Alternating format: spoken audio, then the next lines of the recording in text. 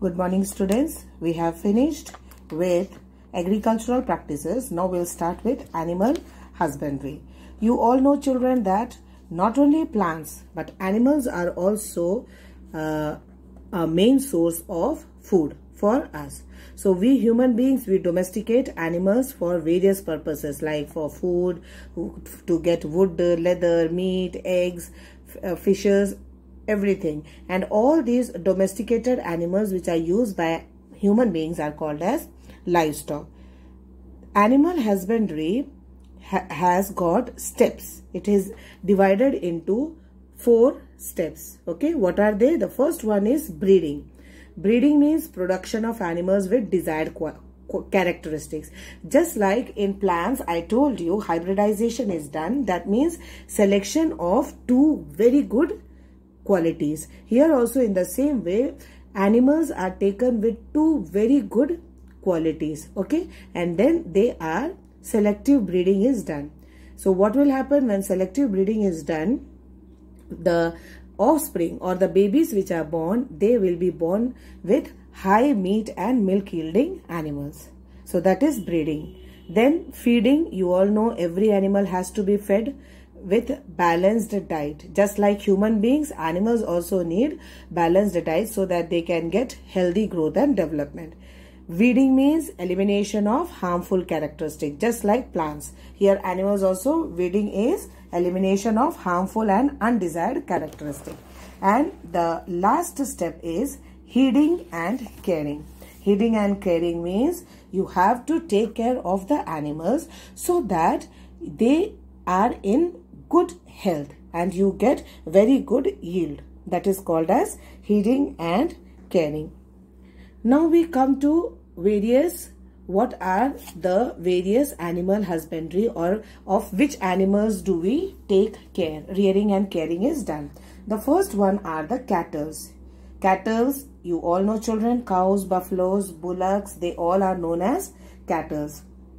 And what do you get from cattle? You know that cows and buffaloes gives us milk and dairy products. Bullocks are used for plowing the field. Cow dung is a very good source of manure and gobar gas. Okay. Then we come to poultry.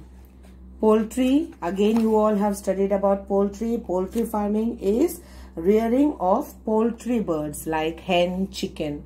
Okay. And what is the purpose? The purpose for rearing poultry birds like hen and chicken is that you get meat and eggs from them. Then as poultry products are very good source of fats, proteins and vitamins. So that is why they are reared and taken care of. And poultry birds, they breed very faster. Okay, that means the reproduction rate is very, very fast. Then in poultry you have got eggs. Okay, now hen, it starts laying the eggs at the age of 6 months. As soon as the hen gets 6 months, it starts laying the eggs. The egg laying bird is known as broody hen. Clear, children? It is called as broody hen, the egg which can lay egg. Then you all must have, all those who eat egg, you all must have seen egg, all the children who eat egg.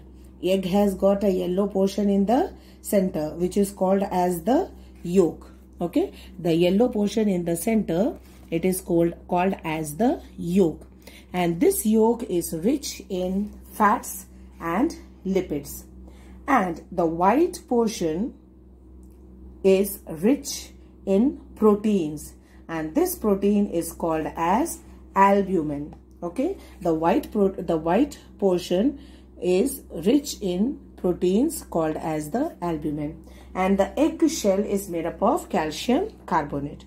Clear, children? Then we come to fishery.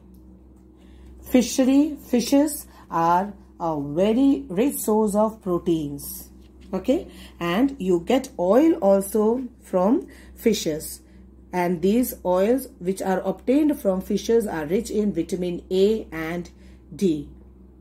And India is a very rich in both freshwater fishes as well as marine fishes. Okay, Freshwater is the fishes which we get from lakes, rivers and ponds, and marine fishes means the fishes that we get from sea.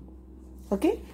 The rearing and management of fishes on a large scale is called as pisciculture. Okay, it is called as pisciculture. Rearing and management of fishes on a large scale is called as pisciculture. Then we come to honeybees. What do honeybee give us? Honeybees provides us with honey. Okay, and they give us not only honey, they give two products. One is honey and the other one is wax. Okay, and there are three categories of bees. The first one are the workers. Okay, the workers, and then there is a queen bee, and the third one are the drones. And the bees which are kept in artificial beehives, it is called as, the place where it is kept is called as apiaries. Clear, children? See, there are many new terms in this chapter, children. So you will have to read the chapter thoroughly and you will have to learn all these terms properly. Now, it is done in large scale and it is done by keeping the bees in large artificial. You must have seen beehives everywhere in your houses, in the schools and all. Okay, they are all the natural beehives which bees have made. But there are apiaries. Apiaries are the artificial beehives where they are rearing and breeding is done. Okay, and what is rearing and breeding of honeybees called? This you have learnt in class 6. It is called as apiculture. So how do the honeybees get you? This also you have studied. Honeybees, they suck nectar from the flowers and then go and keep it in the beehives. Okay, and then honey is made out of those nectar. And what is honey? It is a mixture of sugar, minerals, waters and enzymes. And honey is very, very good, children. Honey is used for preparing Ayurvedic drugs. It is antiseptic. Then enzymes present in the honey, it helps in digestion if you take honey. And the bee wax is used for making cosmetics, ointments, candles and all. Okay, it is bee wax. Bee wax is also obtained from honeybees. So I hope, children, that the whole chapter is clear to all of you. We have come to the end of this chapter.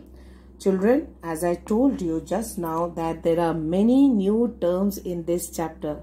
So please read the chapter properly and very carefully and learn all the terms properly. Thank you, children.